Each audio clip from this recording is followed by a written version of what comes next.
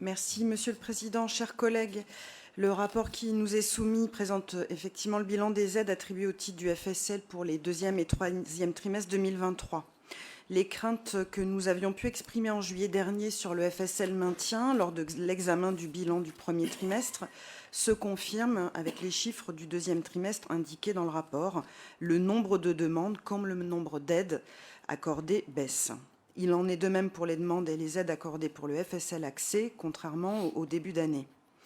Le troisième trimestre semble montrer une stabilisation des chiffres en comparaison 2022-2023, mais comme c'est souligné dans le rapport, c'est lié à une très forte augmentation de la dépense et du nombre des aides accordées en juillet qui est venu compenser les mois de mai et juin.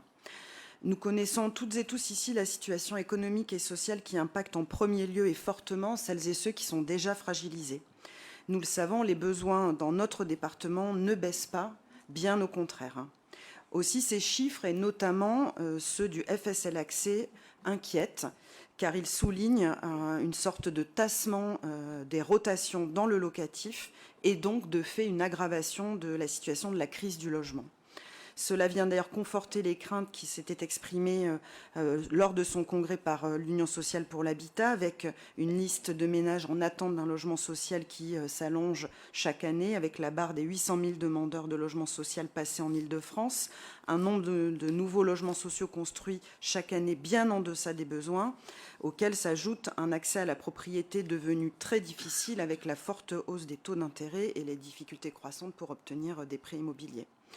Le secteur du logement est enfermé dans ce cercle vicieux et ceux qui en subissent les conséquences sont évidemment les ménages les plus fragiles qui donc ne peuvent plus avoir leur parcours résidentiel assuré et donc doivent rester dans leur logement même s'ils ne correspondent pas à leurs besoins. Et je crois que ces chiffres du FSL doivent nous interpeller. Monsieur le Président, chers collègues, nous le savons, il y a urgence à agir à toutes les échelles où nous le pouvons pour favoriser la construction de logements sociaux et de logements abordables.